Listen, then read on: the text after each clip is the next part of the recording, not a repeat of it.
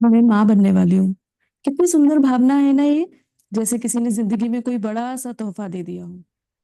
और मैं खुश भी बहुत हूँ। पर कभी कभी डर जाती हूँ।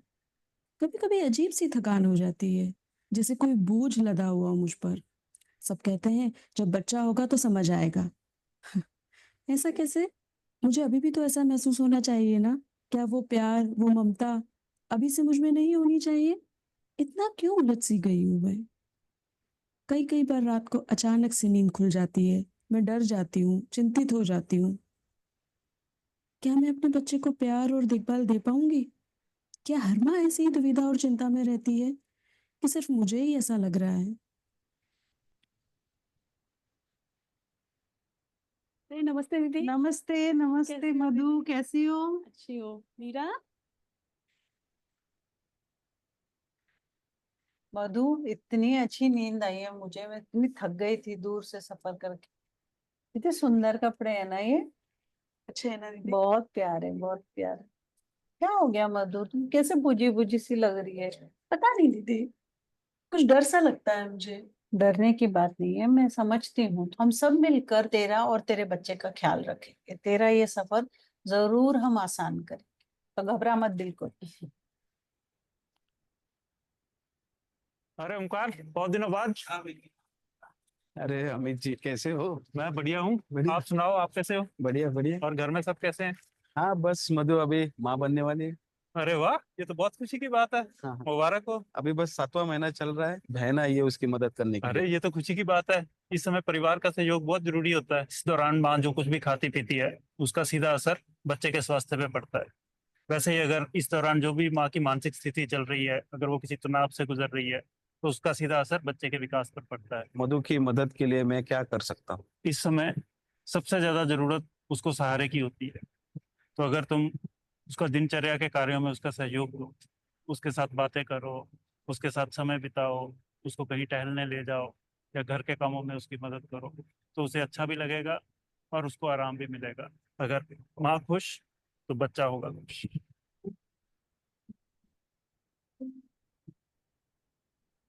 बहू, बहू। अरे अम्मा, उसे आवाज मत लगाओ। उसको सोने के लिए भेज दिया है। अभी खाना वाना खा चुकी है वो। सोने? अरे ये कोई बखत हुआ सोने का? अरे अम्मा, यही तो समय है कि हमें उसका सहयोग करना है और उससे आराम की सख्त जरूरत है। अरे अम्मा, दीदी सही बोल रही है। कल अमित भैया मुझे मार्केट में मिले थे, वो भी यही बोल रहे थे। अरे ये लो। अब अमित हमको बताएगा कि बच्चे कैसे पैदा करने और पालने हैं। हमने बच्चे पैदा ना किए क्या? अरे अम्मा, नाराज क्यों होती हो? नाराज मत हो। अब आप देखो, ऐसा जो समय होता है गर्भावस्था का समय, हम औरतों के शरीर में बहुत बदलाव आते हैं। अलग अलग विचार मन में आते हैं। इसमें अपने परिवार के सहयोग की बहुत ज्यादा जरूरत। अब क्या बताऊं बेटा, हमको तो वही पुराने तौर तरीके पता है और हमने तो वैसे ही किया है। अब कोई नई तरीके हैं, कोई नई चीजें हैं, तुम हमको बता दो, हम तो वही कर लेंगे। मुझे लगी है बहुत भूख खाना खाते हैं।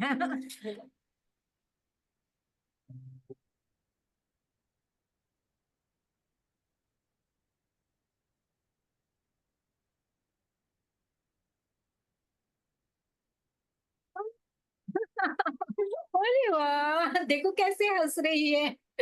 अरे लक्ष्मी आई है मेरे घर, लक्ष्मी। जैसा मैं पहला महसूस कर रही थी ना, अब लगता है जैसे सब सामान्य था। और फिर आप सबका प्यार और साथ भी तो मुझे मिला। और आशा दीदी ने भी बड़ी मदद की। बच्चा हो गया है, एक बात का ख्याल रखना है हम सभी लोगों को। हम जो सहयोग दे रहे थे वो अब और ज्यादा मात्रा में हमें बढ़ाना है। इसे और ज्यादा आराम की जरूरत है। माँ बनने के सफर में मुझे जो सहारा मिला, उससे मुझे बहुत अच्छा महसूस हुआ। तुम्हारी माँ बनकर मैं बहुत खुश हूँ। और मैं ये वादा करती हूँ, मैं तुम्हारा और अपना पूरा ख्याल रखूंगी। सच में, हर माँ को अपने सफर में सहारे और समझने वाले लोग मिल जाएं, तो ये सफर बहुत ही सुहावना हो जाता है।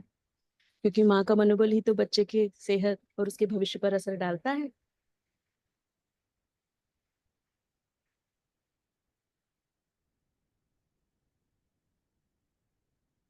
तो आप लोगों ने अभी देखा ये फिल्म? जिस कितनी अच्छी फिल्म थी, आपको कैसा लगा?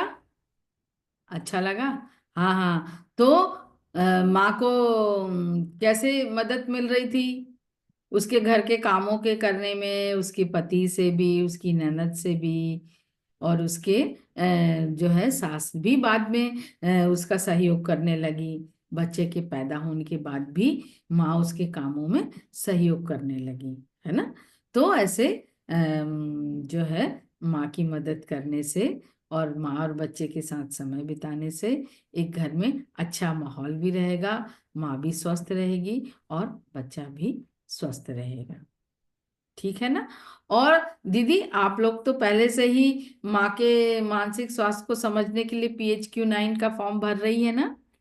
हाँ, तो जैसे वो ऑनलाइन PHQ-9 का फॉर्म भरते हैं ना, ऐसे ही हमारी सुपरवाइजर आपको एक लिंक भेजेगी। तो ये जो फिल्म दिखाकर और आप जो अपने गांव में जिन जिन गर्भवती और धात्री माताओं के घर जाके उनकी माँ, उस माँ को और उसके परिवार वालों को जो भी आप प्रशिक्षण देंगी, जागरूक करेंगी ना, वो भी ऑनलाइन उसमें आपको दर्ज करना पड़ेगा। ठीक है ना।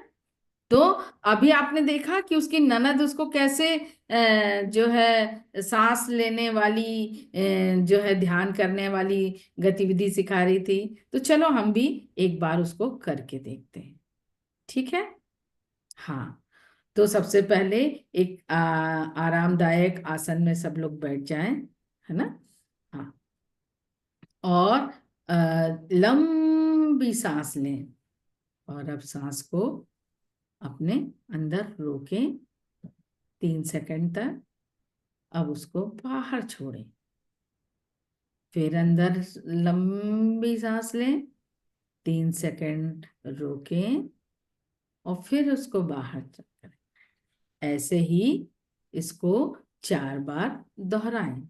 लंबी सांस लें, रोकें और बाहर छोड़ें। अच्छा लगा ना ऐसा करके।